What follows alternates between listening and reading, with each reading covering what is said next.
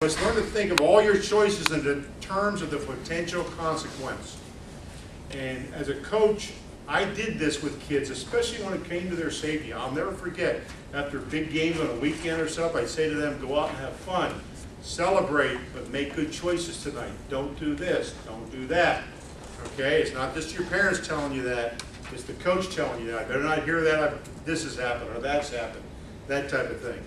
Okay, not every choice requires an extended thought pattern, like I said earlier, you know, what to wear, casual occasions, what to eat at fast food restaurants. I mean, although there's some of those questions, decisions you keep making over and over again could have a real effect on you, okay? But other decisions do have a big consequence. Cheating to win, okay, bending the rules to gain an advantage, some things that we've talked about here over and over again, using some type of aggressive tactics to opposing players, experimenting with drugs, lying to your coach or a parent. Those have some pretty big consequences. And so you want to get kids to discern, you know, the ones that they really need to think about in forms of how it's going to affect everybody else. Okay, the greater the potential consequence, the more careful the decision-making process has got to be. Here's the 4 questions that I would take and I would, again, share with kids on a regular basis. Number 1, is there a possible damage or physical harm to you or anyone else about what you're going to do? Okay, how is this going to affect you or anyone else? Is the risk that you're taking here risky for you? Is it going to possibly harm you, maybe even kill you, or harm or kill someone else? Number 2, could you or someone else suffer some serious emotional pain? Okay, I tell you a good example of that. Some issues that we dealt with years ago when it came to hazing, and some kids that walked away from that experience. Absolutely, you know, we used to have a video we showed from Brian Gumbel, Real Sport, and it was about a situation of a kid that was hazed at a football camp in upstate New York, and the hazing incident was very it was disgusting, it was dehumanizing, it was just something you just wouldn't want your kid to go through.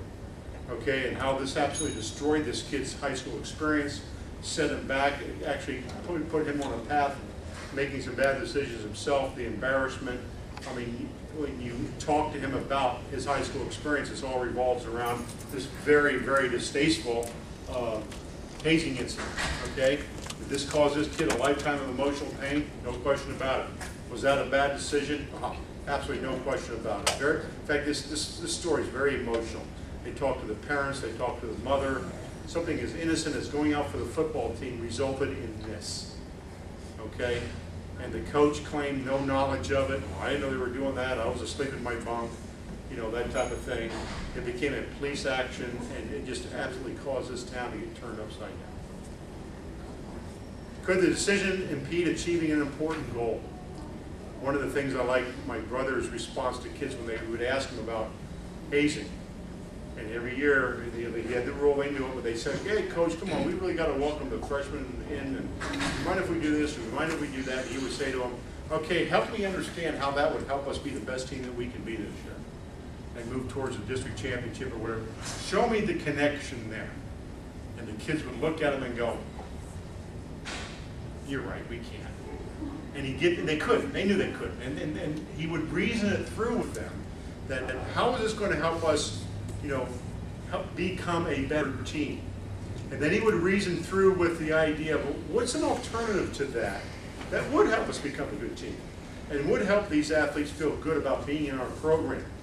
What's the opposite of humiliating them? Well, treat them with great dignity.